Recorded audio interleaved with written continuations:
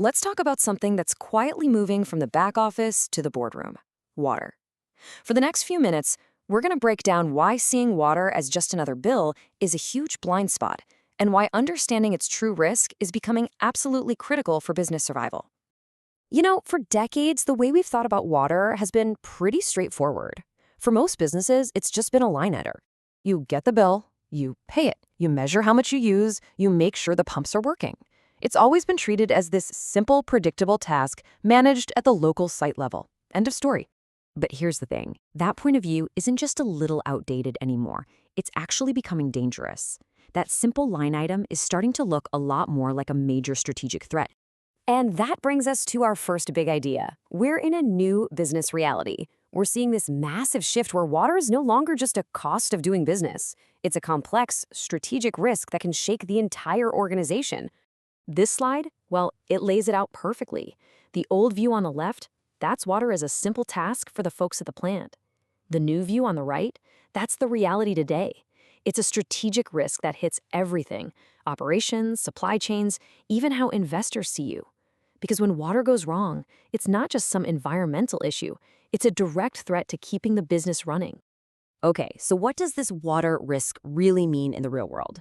It's so much more than just not having enough. Let's break down what it's really made of. To really get a handle on water risk, we have got to think beyond just how many gallons we're using. Turns out there are 4 totally distinct dimensions of risk that can expose a business to some pretty serious problems.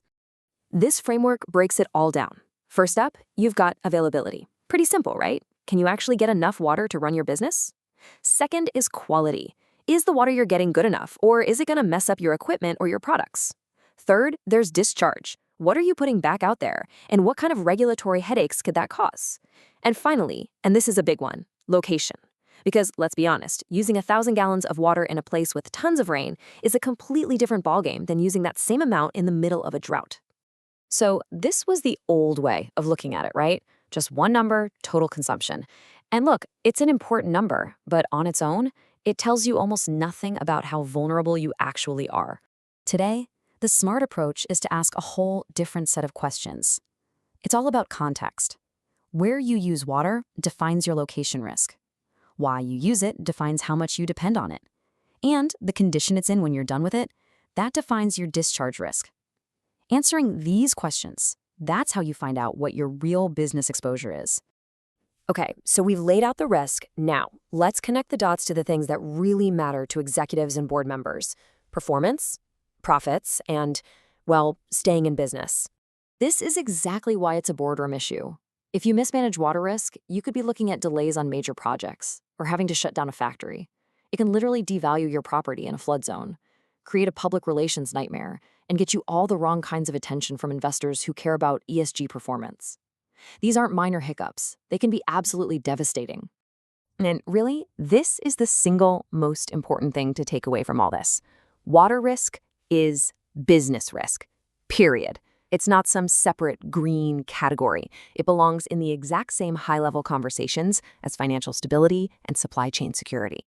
So, what's a company supposed to do about all this? Well, it's not about just installing a few low-flow toilets. You need a real, structured plan of attack. This 5-step process is basically a roadmap. You start by mapping out your entire water footprint. Then, you classify the risks using those 4 dimensions we talked about.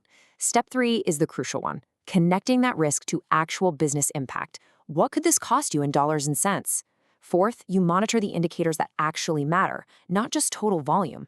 And finally, you tie all of that intelligence directly into how you plan to spend your money and grow your business. And this right here is such a powerful way to reframe the conversation. When you upgrade a water treatment facility or invest in recycling technology, that's not just an environmental project. It's an investment in making sure your business can weather the storm. It's an investment in resilience. Which brings us to the upside of all this. The companies that get out ahead of this issue aren't just playing defense. They are actively building a serious competitive advantage. I mean, the benefits are pretty clear. A proactive water strategy strengthens your position in the market, helps you avoid regulatory surprises, and cuts down on losses you shouldn't be taking in the first place.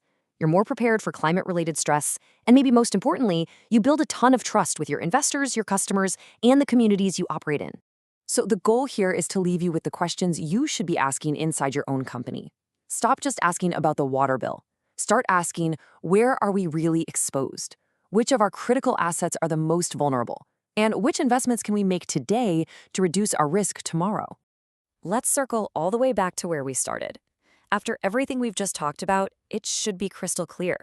Treating water as just an environmental issue tucked away in a sustainability report, that's a huge strategic mistake. In the end, it all comes down to this one simple truth. Water is a business risk. And the companies that get that, the ones who manage it from the top down strategically, they're going to be the ones that win.